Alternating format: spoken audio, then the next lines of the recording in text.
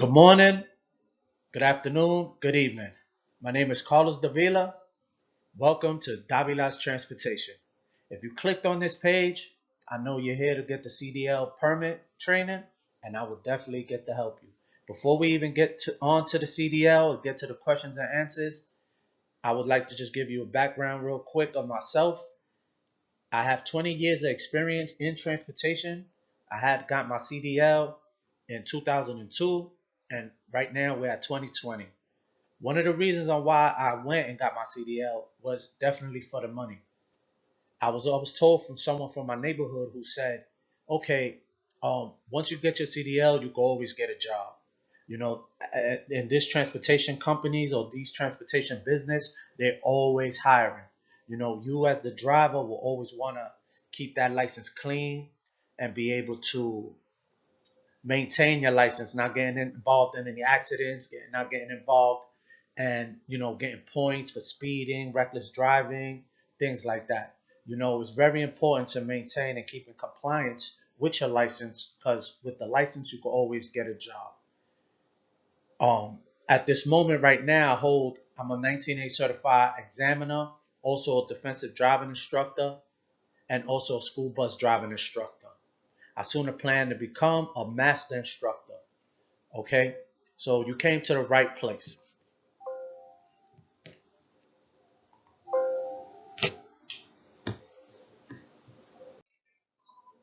Welcome. So by the end of this presentation, the CDL candidates will be able to get the 6 steps to study with success, learn about the CDL learner's permit, introduction to the school bus endorsement, as well as other endorsements as passenger, air brakes, and general knowledge. So the 6 steps to study with success. One would be paying attention. Paying attention is very important in all these sections because there's so much information you need to learn, especially if you don't have no experience in transportation. General knowledge, school bus, air brakes, passenger endorsement, and any other endorsement you want to take is so much information. So you definitely have to pay attention while we go through these different sections. Taking notes. Taking notes. Everyone takes their notes differently. So you should be able to go in there, take your notes, write down the way you need to write them down so you're able to go back, study the information, put it, get to learn it, memorize it, and then be able to apply it when you actually take the test. Planning for the test and the projects. So by taking those notes and going home and studying, going over it, going over it, going over it, and studying, you're planning for the test. Also, if you are going to go take the test, try not to schedule any appointment the same day as you schedule your CDL permit test. And the reason is because you don't want to go back where you have a doctor's appointment the same day and you're there trying to take the CDL. You start worrying more about the doctor's appointment than the CDL test, and then you start rushing, and that's where the majority of the mistakes happen. Also, breaking it down into sections. So if you have a bunch of stuff to learn, break it down into smaller chunks. Break it down into parts where you're able to study each part and memorize each part. You don't want to go in there and try to cram everything from general knowledge, school bus, passenger, air brakes, all in one page, and then you're all over the place. So you want to be able to keep school bus with school bus, school bus endorsement, passenger, air brakes, general knowledge. And ask for help if you need to get stuck. I will give you all my information at the end of this presentation, and I will definitely want everyone to hit me up, follow me, subscribe, click the like, share, and ask for help if you need the help. I'm here to help everyone. And also getting a good night's sleep. You don't want to go to partying the night before or break a night the night before and then knowing that you got to go take the test early in the morning. You want to get up early, you want to refresh, you want to study, keep that information fresh in your mind and be able to go take the test and pass. Okay? Good. CDL defined. Do you guys know what CDL means? I'll give you guys a second.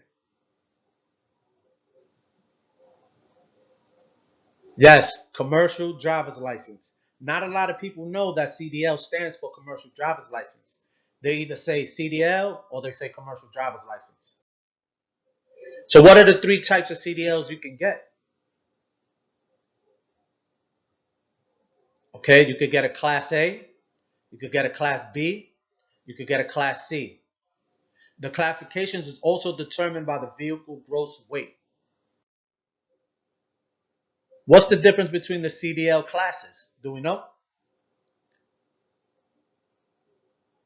All right, I'll give you guys a second. All right, Class A, CDL entitles you to operate a semi-tractor or trailers with a gross vehicle weight of 26,000 pounds or more. So those are the type of vehicles that you see on the highway, the big tractor trailers. Those are all Class A drivers. So for you to operate that type of vehicle, you will need a Class A. Class B entitles you to operate straight trucks, large buses, such as city buses, tourist buses, and school buses with a gross vehicle weight of 26,000 pounds or more. So those are the big yellow school buses, the MTA buses, the U-Haul trucks. Those are you're able to drive those type of vehicles with a Class B, but they must weigh 26,000 pounds or more. Class C CDL entitles you to operate a small unit truck or bus with a gross vehicle weight of 26,000 pounds or less. So those are the kind of school buses, the small school buses, the yellow small school buses. Those you could drive with a Class C, Class C CDL.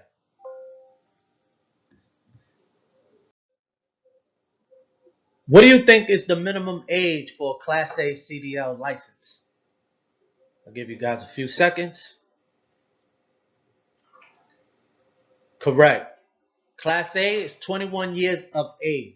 What do you think is Class B?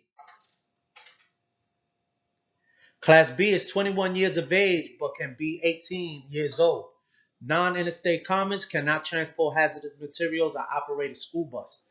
So you can get a CDL, a Class B at 18, but you're unable to drive a school bus or drop hazardous materials. You could work for a moving company and be able to get a Class B at 18.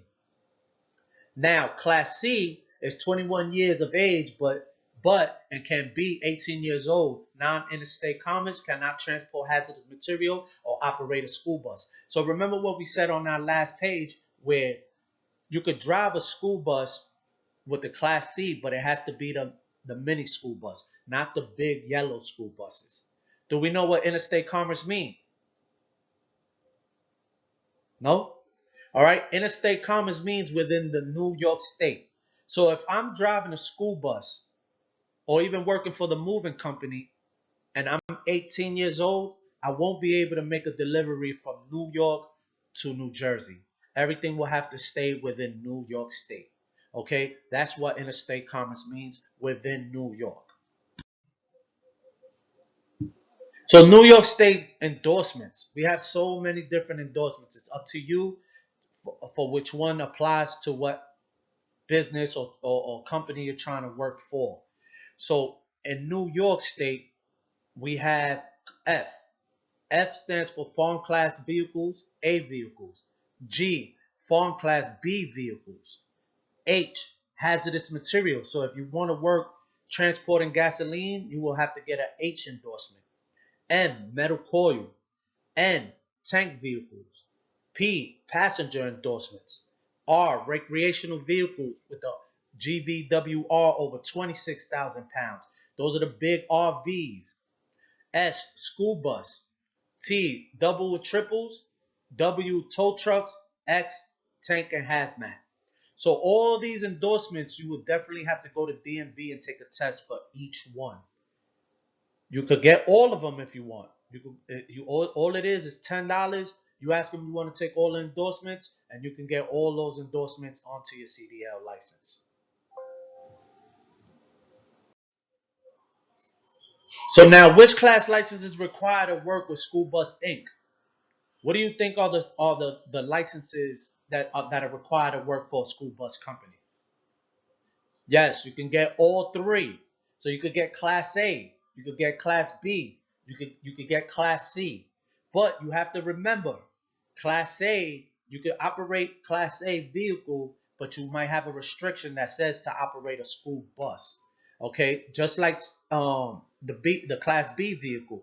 The Class B vehicles are the big school buses, but you're able to operate the big school bus and also the small school bus.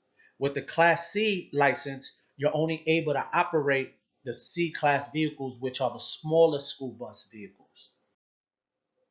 Which endorsements would you need to operate a school bus having a Class A, Class B license? Give you time to think. Passenger and school bus. But you would need to get air brakes for a Class C, Class B license. So for you to operate a school bus with a Class A and a Class B, you will need to get the passenger endorsement and the school bus endorsement. You will also have to take the air brake test for you to be able to operate the big school buses because they're required to have air brakes.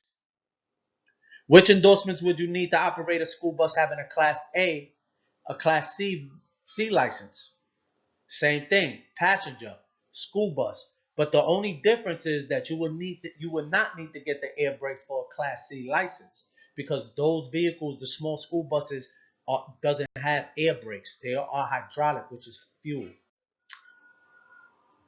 Now that we went over all the endorsements, all the different classes of the A, B, and C, and all the different endorsements like hazmat, passenger, school bus, air brakes, for you to be able to go take the CDL permit test at the DMV, you will have to need proof of name point value. You need 6 points. You will need your social security, which is 2 points. Your New York driver's license, which is 6 points. You will also need to bring your birth certificate.